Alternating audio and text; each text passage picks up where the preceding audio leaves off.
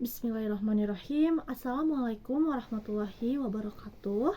Saya Stefani Armelia Putri dengan NIM 2432011020 dari Prodi Ilmu Hukum Fakultas Hukum Universitas Muhammadiyah Sukabumi. Tujuan saya membuat video ini yaitu untuk memenuhi penugasan UTS Hukum Lingkungan dengan dosen pengampu Miss Eriska Ginalita Dwi Putri SHMH. Di sini saya akan membahas mengenai keterkaitan antara manusia dan lingkungan, serta masalah lingkungan hidup yang menarik bagi saya. Nah, yang pertama yaitu mengenai keterkaitan antara manusia dan lingkungan. Nah, hubungan antara manusia dan lingkungan sangat erat dan saling memengaruhi secara timbal balik. Lingkungan merupakan tempat manusia hidup, tumbuh dan berkembang, serta menyediakan sumber penghidupan seperti makanan, air, dan udara. Manusia bergantung pada lingkungan untuk memenuhi kebutuhan dasar. Namun, di sisi lain, manusia juga berusaha mengubah lingkungan agar sesuai dengan kebutuhan dan kesejahteraannya.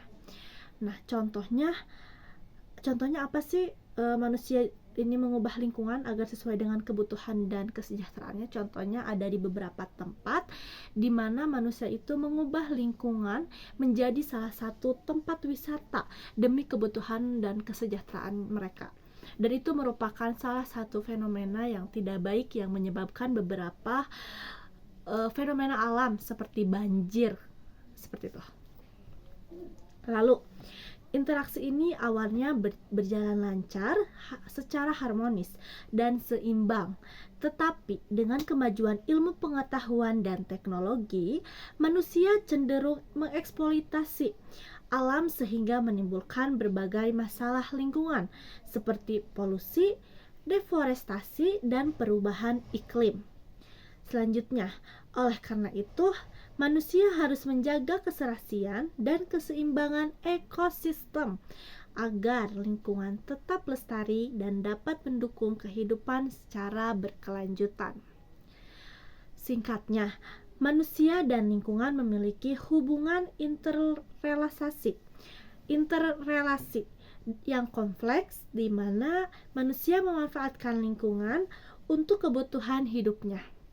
Sementara lingkungan juga memengaruhi kualitas hidup manusia. Pengelolaan lingkungan yang bijaksana sangat diperlukan untuk menjaga keseimbangan dan kelestarian lingkungan demi keberlangsungan hidup bersama. Selanjutnya, manusia berperan penting dalam menjaga keseimbangan lingkungan melalui tindakan yang pertama yaitu melakukan penghijauan seperti menanam pohon dan reboisasi untuk memperbaiki ekosistem yang rusak serta menjaga kualitas udara dan tanah. Seperti lingkungan beberapa pohon yang ditumbang demi kebutuhan manusia seperti tempat wisata dan lain-lain. Nah, itu lebih baiknya ditanam kembali melalui penghijauan, penanaman pohon agar sistem udara dan tanah menjadi baik kembali. Lalu, melindungi flora dan fauna dengan menjaga habitat alami, membentuk kawasan konservasi, serta mencegah perburuan liar agar keanekaragaman hayati tetap terjaga. Selanjutnya, mengelola limbah dengan tepat agar tidak mencemari tanah, air, dan udara, termasuk pengelolaan limbah industri yang mengandung zat berbahaya. Lalu, menjaga kesuburan tanah melalui sistem pertanian berkelanjutan dan multikultural guna mencegah erosi dan kerusakan tanah. Selanjutnya, menjaga kesuburan tanah melalui sistem pertanian berkelanjutan dan menggunakan sumber daya alam secara bijak dan hemat, terutama sumber daya yang tidak dapat diperbarui demi keberlanjutan generasi mendatang. Lalu, berperan aktif dalam menjaga kebersihan lingkungan dan mengurangi penggunaan plastik sekali pakai serta ikut serta dalam kegiatan pelestarian lingkungan di sekitar tempat tinggal. Nah, di sini itu mengurangi penggunaan plastik sekali pakai. Contohnya untuk sekarang kayak di Alfamart, di Indomart sudah tidak menggunakan plastik tetapi menggunakan tote bag untuk mengurangi penggunaan plastik sekali pakai. Lalu untuk kita sebagai mahasiswa ataupun sebagai siswa, ketika di kampus ataupun di sekolah, kita mengusahakan membawa tumbler untuk mengurangi jumlah plastik. Lalu secara keseluruhan manusia harus memahami ketergantungannya pada ekosistem dan bertanggung jawab dalam melindungi, memelihara, dan mengelola sumber daya alam agar keseimbangan lingkungan tetap terjaga dan keberlanjutan hidup tetap diwujudkan. Lalu manusia sering melanggar etika lingkungan karena beberapa faktor, antara lain kurangnya kesadaran rasa cinta terhadap lingkungan, dorongan untuk memenuhi kebutuhan atau kepentingan pribadi secara cepat, serta pengaruh sistem sosial dan ekonomi seperti kapitalisme yang mendorong eksploitasi sumber daya alam tanpa memperhatikan dampaknya. Selain itu, ketidaktegakan aturan dan norma lingkungan yang berkonsisten juga membuat pelanggaran menjadi lebih mudah terjadi.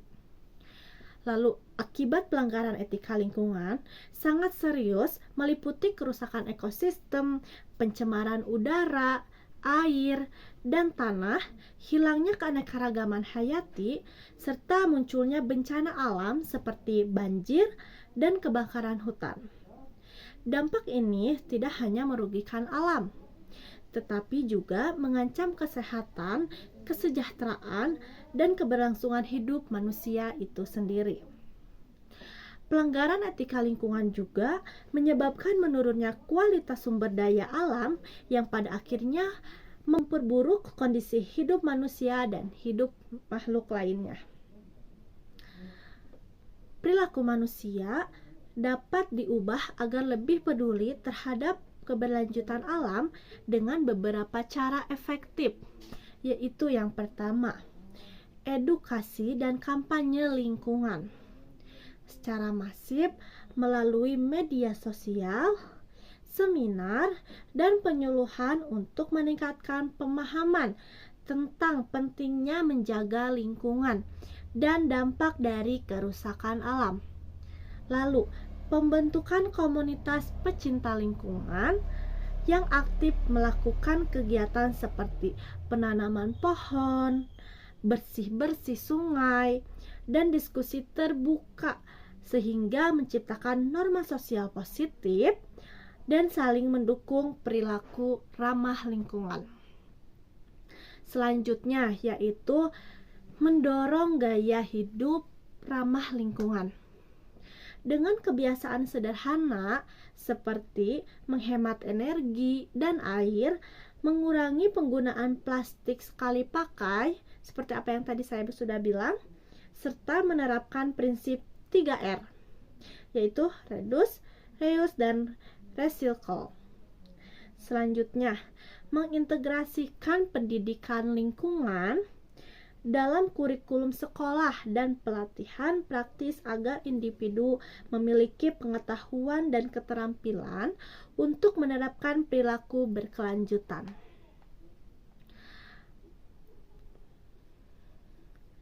Lalu, memberikan teladan dan penghargaan bagi individu atau komunitas yang berhasil menerapkan perilaku ramah lingkungan untuk menginspirasi orang lain.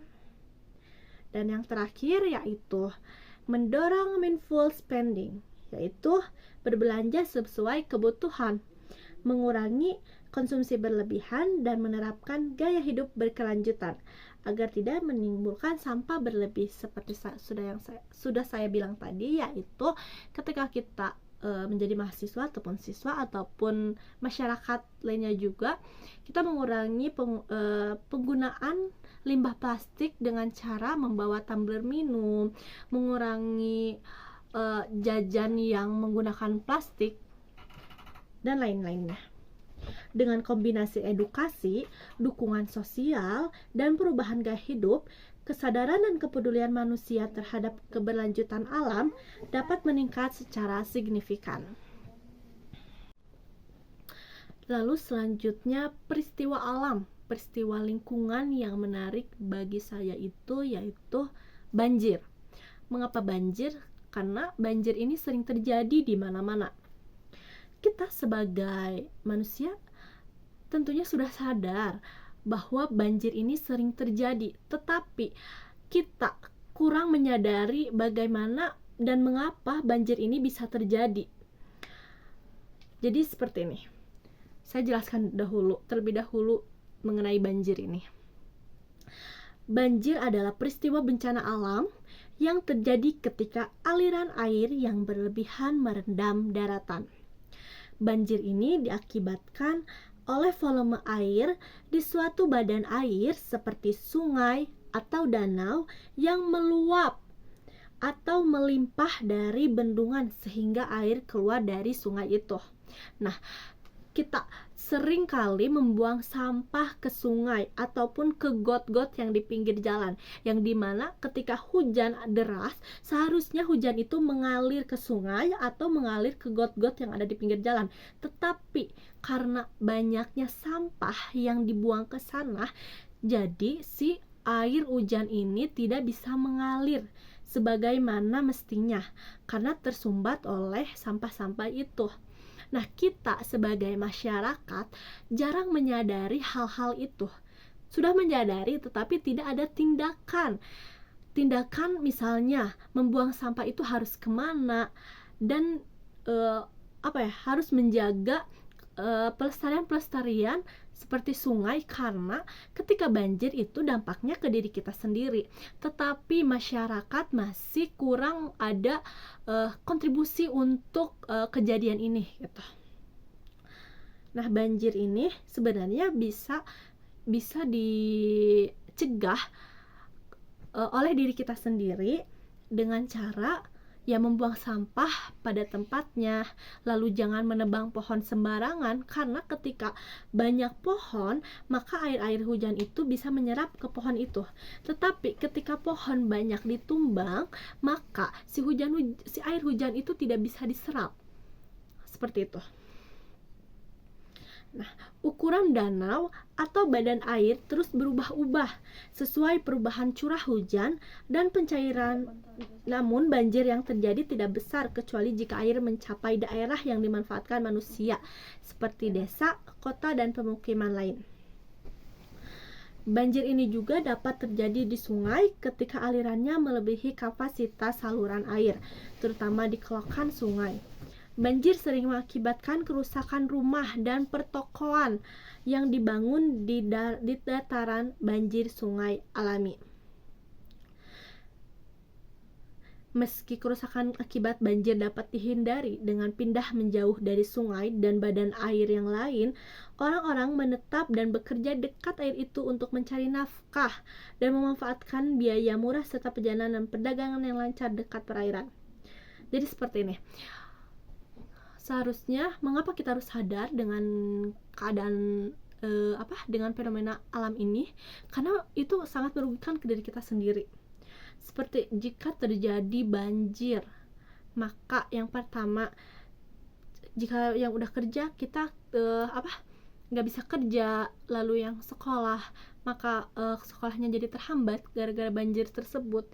Jadi ayo dari sekarang kita mulai sadar akan mencintai lingkungan ini, karena dampaknya bagi kita sendiri. Ketika lingkungan ini bersih, ketika lingkungan ini terjaga, maka kehidupan kita juga akan semakin nyaman. Tidak banyak sampah di mana-mana, karena seperti yang saya lihat di jalanan sekarang juga masih banyak sampah yang di mana-mana gitu. Bahkan di sungai juga masih banyak sampah. Nah, di sini saya akan menjelaskan bagaimana cara mencegah banjir. Nah, ada beberapa langkah penting yang dilakukan, yang bisa kita lakukan untuk mencegah banjir tersebut, yaitu yang pertama, jangan membuang sampah sembarangan, terutama ke sungai dan selokan agar saluran air tidak tersumpat. Tadi sudah saya bahas. Lalu hindari membangun rumah atau bangunan di pinggir sungai karena bisa mempersempit aliran air dan meningkatkan risiko banjir. Selanjutnya, lakukan program tebang pilih dan reboisasi untuk menjaga hutan tetap hijau dan menyerap air dengan baik. Nah, sebaiknya kita ketika mau menebang pohon itu harus dipikirkan terlebih dahulu karena itu akan menyebabkan banjir gitu. Karena peran penting pohon ini mempunyai peran penting untuk menjaga kelestarian lingkungan ini. Selanjutnya, buat sumur resapan dan taman resapan untuk meningkatkan penyerapan air ke tanah sehingga mengurangi genangan air permukaan. Lalu, rutin membersihkan saluran air secara bergotong royong agar aliran air tetap lancar dan tidak meluap saat hujan deras. Selanjutnya, tanam pohon dan vegetasi yang dapat menyerap air hujan, terutama di daerah perkotaan dan lahan kosong. Karena kebanyakan banjir ini terjadi di daerah perkotaan. Mengapa? Karena banyaknya bangunan dan jarang ada pohon-pohon besar di perkotaan, sehingga banjir tersebut mudah terjadi dan sampah juga lebih banyak di perkotaan. Selanjutnya, bangun sistem peringatan dini dan tanggul pengendali banjir untuk mengurangi dampak banjir di daerah rawan. Lalu, tingkatkan kesadaran masyarakat tentang pentingnya menjaga lingkungan dan tidak melakukan aktivitas yang merusak ekosistem seperti penebangan liar dan tambang ilegal. Nah, ini sih yang paling penting, yaitu peran dari masyarakatnya, kesadaran dari masyarakatnya. Karena ketika masyarakat sudah sadar, maka saya yakin si kejadian banjir ini akan mengurang gitu, tidak akan sesering masa sekarang. Nah, dengan menerapkan langkah-langkah ini secara konsisten, resiko banjir dapat diminimalisir dan dampak negatifnya dapat dikurangi secara signifikan.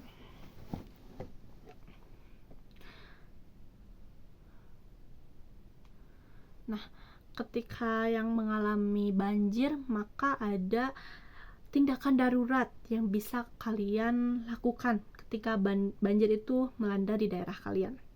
Yaitu yang pertama, evakuasi diri dan keluarga ke tempat yang lebih tinggi atau aman segera.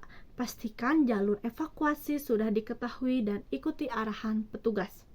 Lalu, siapkan peralatan penting seperti senter, korek api, alat penerangan, dan peralatan darurat lainnya untuk menghadapi kemungkinan listrik padam dan komunikasi terbatas. Lalu, bawa makanan kering atau instan yang tahan lama dan air minum yang cukup untuk menghindari dehidrasi.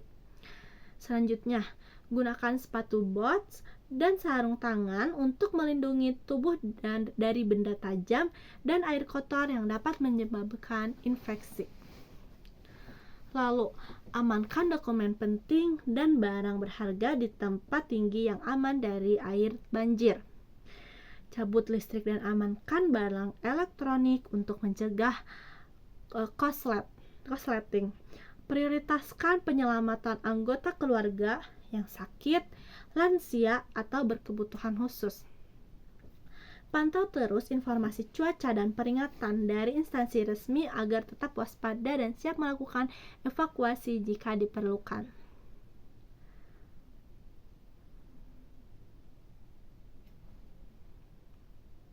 Nah, jadi kita sebagai masyarakat harus mulai dari sekarang harus lebih mencintai lingkungan kita, karena dampak apapun dari lingkungan itu akan berbalik ke diri kita sendiri. Ketika lingkungan itu tidak tidak baik, tidak sehat, maka dampaknya akan ke kita. Begitupun ketika lingkungan itu baik, lingkungan itu tidak tercemar apapun, maka dampaknya akan ke kita juga. Dampak baiknya akan ke kita. Maka dari sekarang, ayo kita mencintai lingkungan kita, menjaga lingkungan kita agar tetap bersih dan nyaman. Hanya itu yang bisa saya sampaikan. Mohon maaf bila ada kesalahan dalam pengucapan kata, karena di sini juga saya masih belajar. Wabillahi taufiq wal hidayah. Wassalamualaikum warahmatullahi wabarakatuh.